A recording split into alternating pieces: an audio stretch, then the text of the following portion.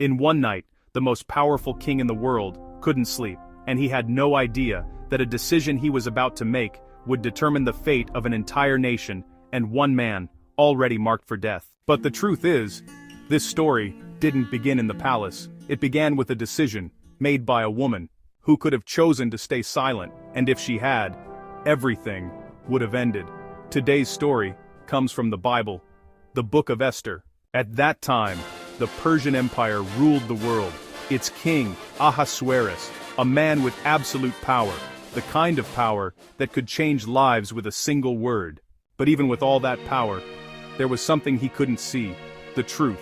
Inside the palace, there was a woman named Esther, an orphan, raised far from power, and no one knew. She was Jewish, not even the king. The one who raised her was a man named Mordecai, a quiet man, but he saw what others didn't.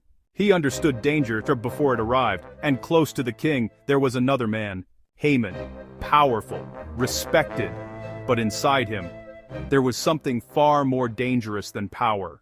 Hatred. One day, Haman walked by Mordecai. Everyone bowed, except one man. Mordecai didn't. A small moment, a simple decision, but in Haman's mind, it was an insult.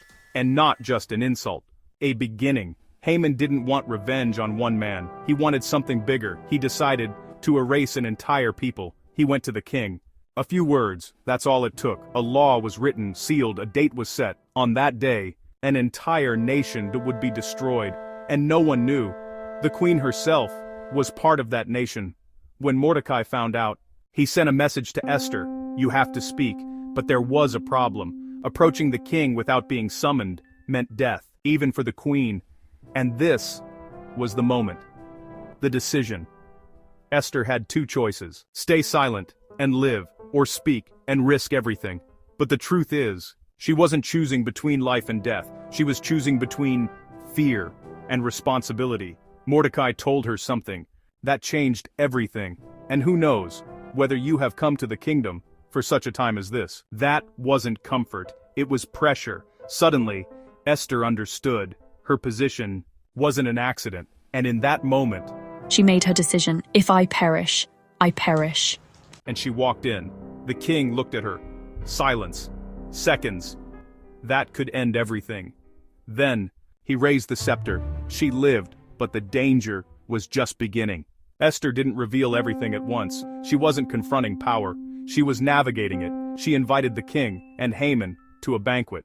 Then another. Slowly, she moved the moment closer. At the same time, in one night. The king couldn't sleep. He ordered the royal records to be read, and by chance, he discovered something. A man had once saved his life, and had never been rewarded. That man was Mordecai.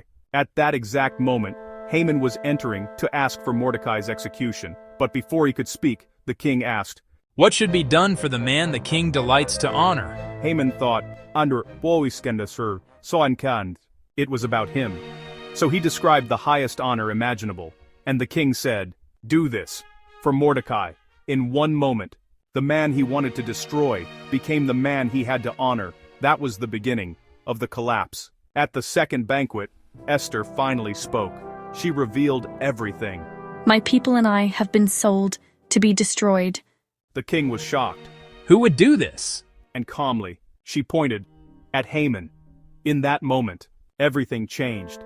Haman was executed on the very structure he had built for someone else. The law was reversed. The people were saved. But the truth is, this was never just a story about a king or a conspiracy. It was about a moment, one decision. Esther wasn't the strongest, she wasn't the most powerful, but she was there, at the right time, and she chose not to stay silent, because sometimes, the difference between an ending and survival isn't strength, it's a decision.